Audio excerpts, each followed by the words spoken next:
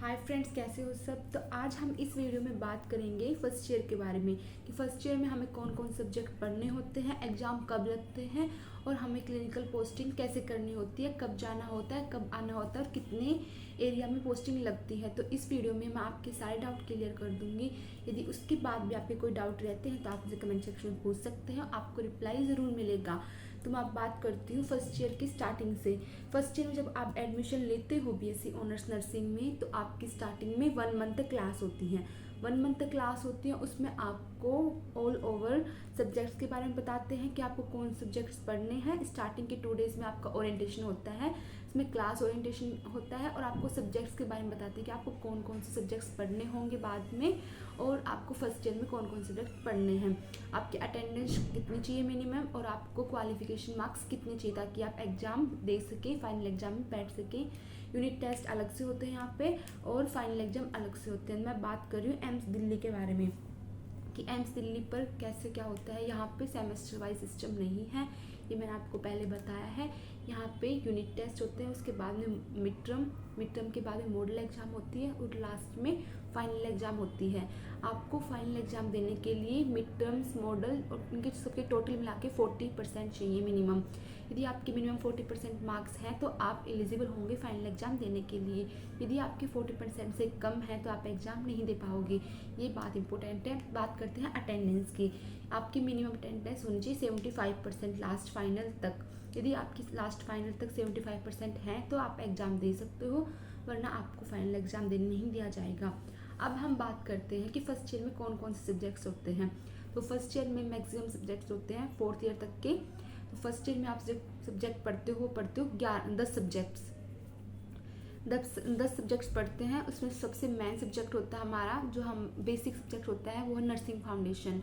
Nursing foundation में हम सभी प्रोसीजर पढ़ते हैं और क्लिनिकल पोस्टिंग में भी हमारे लिए सबसे इम्पोर्टेंट नर्सिंग फाउंडेशन ही होता है।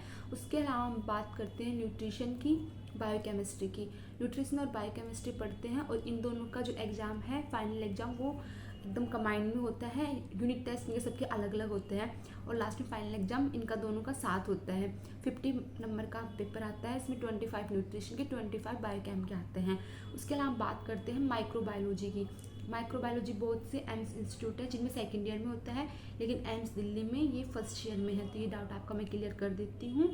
माइक्रोबायो है वो सिंगल पेपर होता है, इसका यूनिट टेस्ट भी सिंगल होते हैं और लास्ट में फाइनल एग्जाम भी इसका सिंगल का होता है। उसके बाद हम बात करते हैं हिंदी, इंग्लिश और कंप्यूटर की। ये एडिशनल सब्जेक्ट्स होते हैं जो सबको पढ़ाए जाते हैं। मैंने आपको वीडियो में बताया था पहले कि क्यों पढ़ाए जाते हैं। तो हिंदी, इंग्लिश ये पढ़ाया जाता था ताकि बच्चों को लैंग्वेज इशू ना रहे। बहुत से बच्चे होते हैं जिनको हिंदी बोलने में दिक्कत होती है, हिंदी पढ़ने में दिक्कत होती है, तो उनके लिए क्लिनिकल पोस्टिंग में बहुत ज़्यादा दिक्कत होती है, इसलिए उनको हिंदी पढ़ाई जाती है। और जिन बच्चों को इंग्लिश बोलने में दिक्कत है उनके लिए इंग्लिश पढ़ाई जाती है। ये सबको पढ़ने होते हैं। उसके अलावा हम बात करते हैं कंप्यूटर की। कंप्यूटर भी पढ़ाया जाता है और हिंदी और कंप्यूटर का फाइनल एग्ज़ाम नहीं होता है, इनका है वो यूनिट टेस्ट होता है। और इंग्लिश है उसका यूनिट टेस्ट होता है, मॉडल एग्ज़ाम भी होता है और फाइनल एग्ज़ाम भी होता है। उसके अलावा हम बात करते हैं एनाटॉमी और फिजियोलॉजी की। एनाटॉमी और फिजियोलॉजी का जो फाइनल एग्जाम है वो कंबाइंड में होता है और जो यूनिट टेस्ट और मिड टर्म है, मॉडल टेस्ट है, वो अलग अलग होते हैं। उसके बाद हम बात करते हैं साइकोलॉजी की। बच्चों को बहुत ज़्यादा दिक्कत होती है साइकोलॉजी में और सबसे ज़्यादा जो बैक लगने के चांस होते हैं वो होते हैं साइकोलॉजी में, माइक्रोबायो में, एनाटॉमी और फिजियोलॉजी में। तो ये सब आपको अच्छे से पढ़ना होता है। साइकोलॉजी का बात कर रहे थे हम, साइकोलॉजी में पेपर अलग से होता है, unit test, mid term, model सब अलग से होते हैं और फाइनल एग्जाम भी अलग का ही होता है। इसके साथ कोई सब्जेक्ट कंबाइंड नहीं होता है।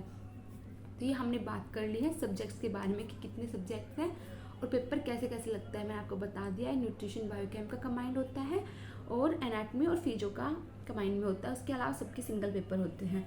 तो अब हम बात करते हैं वार्ड्स के बारे में, क्लिनिकल पोस्टिंग के बारे में। मैंने आपको बता दिया 75% आपको अटेंडेंस चाहिए होती है। कॉलेज वाले बताते हैं 80, ताकि आप क्राइटेरिया में रह सको। 75 आपको एग्ज़ाम देने के लिए चाहिए होती है। उसके बाद हम बात करते हैं क्लिनिकल पोस्टिंग की। आपकी 8th मंथ क्लिनिकल पोस्टिंग होती है।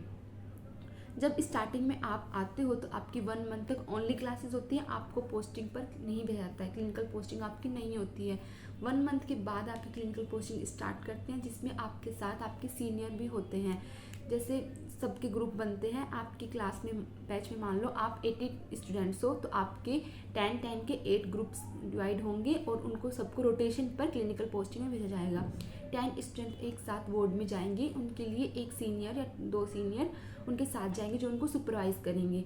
तो उसमें आपको डरने की कोई ज़रूरत नहीं है कि फर्स्ट ईयर में जो बच्चा आता है वो सोचता है कि हम क्लिनिकल पोस्टिंग में क्या करेंगे, कैसे जाएंगे। उसके लिए उनके साथ उनके सीनियर होते हैं जो उनको गाइड करते हैं और बताते हैं कैसे क्या करना होता है। और उससे पहले उनको जो 1 मंथ का ड्यूरेशन होता है उसमें ऑलमोस्ट जो बेसिक चीज़ होती है वो सिखाई जाती है कि उनको कैसे क्या करना है, कैसे बिहेव करना है पोस्टिंग पे, और उनको कौन सा काम करना है और कौन सा नहीं करना है। इसके बाद हम बात करते हैं पोस्टिंग एरिया की। तो आपकी जो पोस्टिंग है वो लगती है इमरजेंसी वार्ड्स में। जो नॉर्मल इमरजेंसी वार्ड होते हैं उनमें पोस्टिंग लगती है आपकी, वो 2 से 3 वार्ड हो सकते हैं। और उसके अलावा पोस्टिंग लगती है आपकी ENT में। ENT मतलब ईयर नोज थ्रोट में। और न्यूरो में पोस्टिंग लगती है आपकी, मैं बात कर रही हूँ एम्स दिल्ली की। एम्स दिल्ली के अलावा मैं अदर एम्स की बात नहीं कर रही हूँ। एम्स दिल्ली का रोटेशन प्लान यही होता है कि आपकी फर्स्ट ईयर में 3 वार्ड इमरजेंसी में जाना होता है आपको, 1 ward ENT and 1 ward neuro ward में भी आपको भेजते हैं। उसके अलावा आपको GMW जीडियाट्रिक वार्ड में भी भेजते हैं। तो ऐसे करके आपको 8 वार्ड्स में भेजते हैं। आपकी जो पोस्टिंग है वो हर वार्ड में 1 मंथ की होती है, 1 मंथ की पोस्टिंग होती है। और आपको इसमें कौन कौन से प्रोसीजर करने होते हैं वो आपको मैं अगली वीडियो में बताऊंगी। आपको नॉर्मल बेसिस से बता दूं, आपको यहाँ पे प्रोसीजर करने होते हैं, वो आपके साथ आपके ट्यूटर होते हैं या फिर आपको सुपरवाइज करने के लिए आपके सीनियर्स होते हैं। फर्स्ट ईयर में आपको कोई प्रोसीजर करने के लिए पेशेंट पे अलाउ नहीं करते हैं, बहुत रेयर आपको पेशेंट पे अलाउ करेंगे। उसके अलावा सभी प्रोसीजर आपको या तो डमी पे करने होंगे या फिर आप एक दूसरे पर ट्राई कर सकते हो, वो भी ट्यूटर या फिर अपने सीनियर की प्रेजेंस में ही करोगे, ऐसे नहीं कर सकते हो आप। तो मैंने आपको बता दिया है कि पोस्टिंग एरिया कौन कौन से होते हैं, अटेंडेंस कितनी चाहिए होती है और आपको सब्जेक्ट कौन कौन से पढ़ने होते हैं। सबसे मेन बात आपको बता देती हूँ मैं, आपको क्लिनिकल पोस्टिंग में 100% अटेंडेंस चाहिए होती है। यदि आपकी 100 से कम है तो आपसे मेकअप ड्यूटी करवाएंगे। मेकअप ड्यूटी आप नहीं करते हो तो आपके इस कारण बैक भी लग सकती है। तो ये आपको इम्पोर्टेंट बात है, आपको क्लिनिकल पोस्टिंग में 100% अटेंडेंस चाहिए होती है। यदि आपकी अटेंडेंस शॉर्ट है तो आपको जब प्रिपरेटरी लीव होंगी या फिर other holiday, summer holiday, winter holiday होंगे, उसमें आपको ड्यूटी करनी होती है अपनी अटेंडेंस कंप्लीट करने के लिए। यदि आपको इस वीडियो में कोई डाउट है तो आप मुझसे पूछ सकते हो। और ऐसी वीडियो देखने के लिए चैनल को सब्सक्राइब करें। Thank you.